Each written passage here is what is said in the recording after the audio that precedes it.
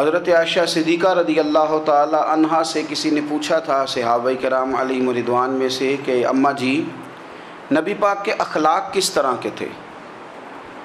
تو فرمانے لگی قرآن مجید ہی رسول پاک کے اخلاق ہیں۔ اور پھر حضرت عائشہ صدیقہ رضی اللہ تعالیٰ عنہ اس شخص سے کہنے لگیں چاہے تو سورہ مومنون پڑھ لو۔ تو انہوں نے یہ ابتدائی آیات سورہ مومنون کی جب تلاوت کی تو حضرت عائشہ فرمانے لگی یہی تو میرے نبی پاک کے اخلاق ہیں، اور یہی وہ آیات ہیں جن میں اللہ تبارک و تعالیٰ نے بندہ مومن سے تقاضا کیا ہے کہ اگر وہ جنت کا وارث بننا چاہتا ہے، جنت وہ جگہ ہے جہاں رسول کریم علیہ السلام کا قرب بھی ملے گا اور رب کریم کی زیارت بھی نصیب ہوگی، وہ مقام فلاح، وہ مقام کامیابی، وہ مقام جہاں اللہ تعالیٰ اپنے بندوں پر اپنی رضا نازل فرمائے گا، اس مقام کا نام مقام جنت ہے۔ تو اس سورہ مبارکہ کی ابتدائی آیات کے اندر اللہ تبارک و تعالیٰ نے ان صفات کا تذکرہ فرمایا ہے کہ اگر وہ صفات ہم اپنے اندر پیدا کرنے میں کامیاب ہو جائیں، معنی یہ ہے کہ ہمیں اللہ تبارک و تعالیٰ نے جنت کا وارث بنا دیا ہے۔ بڑے غور کے ساتھ سورہ مومنون کی ان ابتدائی آیات پر غور کرنا چاہیے۔ رب فرماتا ہے قد افلح المؤمنون، تحقیق مومن کامیاب ہو گئے۔ کون سے مومن؟ الذین ہم فی صلاتہم خاشعون، وہ جو اپنی نمازوں میں گڑ گڑانے والے ہیں، خشوع کے ساتھ، عاجزی کے ساتھ، انکساری کے ساتھ، ذوق کے ساتھ نماز پڑھنے والے ہیں۔ والذین ہم عن اللغو معرضون، اور وہ جو بیہودہ باتوں سے منہ پھیرنے والے ہیں، لغویات سے اپنا رخ پھیرنے والے سنجیدہ لوگ۔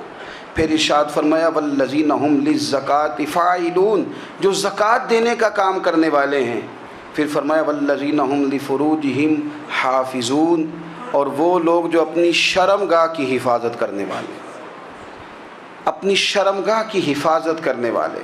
الا علی ازواجہم، مگر یہ کہ اپنی بیویوں پر، او ما ملکت ایمانہم، یا اپنی شرعی باندیوں پر۔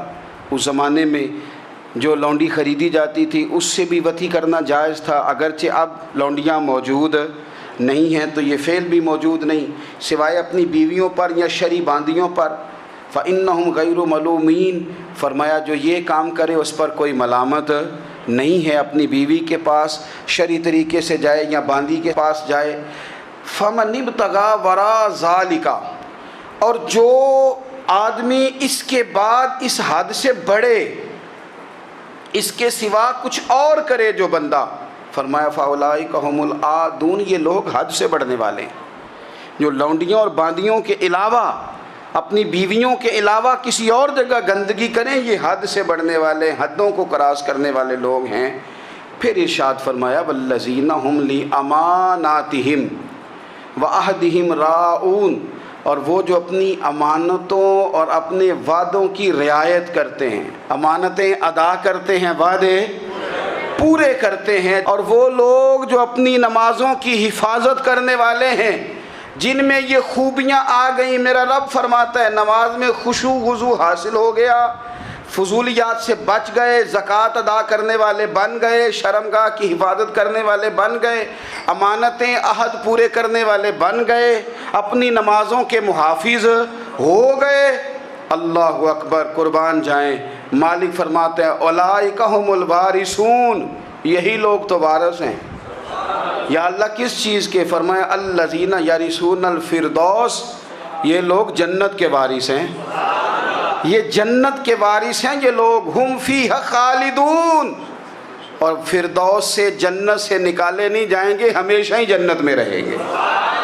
یہ آیات اللہ کا مطالبہ بھی ہے، یہ آیات صحابہ، اہل بیت، اولیاء اللہ، ان تمام کی سیرت کا عکس بھی ہے۔ اور سب سے بڑھ کر سیدہ عائشہ صدیقہ فرماتی ہیں یہی تو آیات ہیں جنہیں اچھی طرح سمجھ لو گے تو تمہیں مدینے والے کے اخلاق بھی سمجھ میں آ جائے گا، حضور کے اخلاق بھی تمہیں سمجھ میں آئیں۔ بڑے غور کے ساتھ سورہ مومنون کی ان ابتدائی آیات پر غور کرنا چاہیے۔ رب فرماتا ہے قد افلح المؤمنون، تحقیق مومن کامیاب ہو گئے۔